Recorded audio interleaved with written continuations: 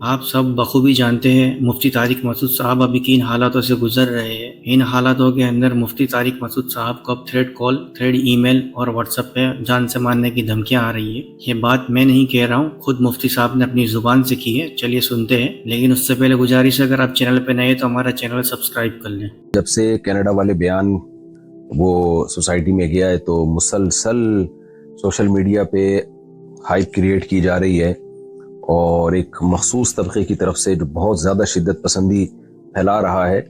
بار بار مجھے کہا جا رہا ہے کہ یہ جو معذرت آپ نے دوبارہ کی ہے یہ بھی قابل قبول نہیں ہے، اور اس طبقے کا بنیادی مقصد یہ ہے کہ میں یہ مانوں کہ میں نے گستاخی کی ہے اور پھر میں گستاخی سے معذرت کروں۔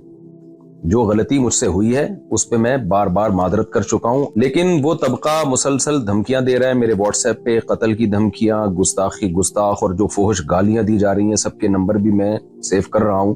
جو مخصوص طبقے کے کچھ لوگ ہیں جو ان کے لیڈر بہت زیادہ شدت پسندی پھیلا رہے ہیں اور اپنی عوام کو، جو عام لوگ ہیں نا، ان کو بہت زیادہ اکسا رہے ہیں میرے قتل پہ، میں کتنا اکساتے ہوں گے، اور میرے پاس جو الگ سے دھمکیاں آ رہی ہیں وہ الگ ہیں۔ لیکن جو لیڈر حضرات ہیں نا ایک مخصوص طبقے کے، وہ بار بار جو ہے نا گستاخ کی سزا سرتن سے جدا، نعرے بھی یہی لگ رہے ہیں۔ سر سید تھانے کے باہر جو ہمارا قریبی محلہ ہے اس میں جو تھانہ ہے اس کے باہر بھی یہ نعرے لگائے گئے ہیں ایک کراؤڈ کی شکل میں کہ گستاخ کی سزا سرتن سے جدا، نبی کی ایک سزا سرتن سے جدا، سرتن سے جدا۔ جو متشدد قسم کے مذہبی اسکالر اتنی وضاحتوں کے بعد بھی اپنی عوام کو اکسا رہے ہیں کہ قتل ناموس رسالت اور گستاخ، جو نبی کا گستاخ ہے اس کو قتل کر دیا جائے، تو میں اپنی بات کو ریپیٹ کرتا ہوں کہ یہ سادہ لوح عوام جو واقعی نبی سے محبت کرتی ہے لیکن اپنے کچھ متشدد مذہبی اسکالر کی باتوں میں آ کے ہائپر ہو رہی ہے، میری ان سے گزارش ہے کہ آپ اپنے ان مذہبی لیڈروں سے کہیے کہ حضرت یہ قتل کا کام پھر آپ بنفس نفیس کریں،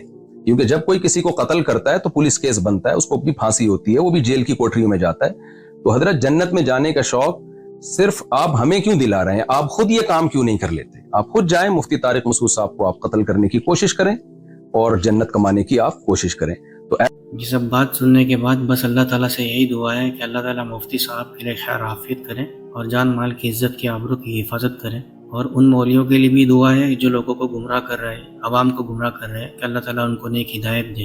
اس ویڈیو میں مفتی صاحب نے ایک بہت اچھی بات کہی کہ ان مولویوں سے کہہ دو کہ وہ خود ہی مفتی صاحب کو قتل کرنے کے لیے جائیں۔ میری پچھلی ویڈیو میں نے یہی کہا تھا، وہ عوام کو ورگلائیں گے، عوام سے گناہ کروائیں گے، لیکن خود شانتی سے صاحب بن کے بیٹھے رہیں گے۔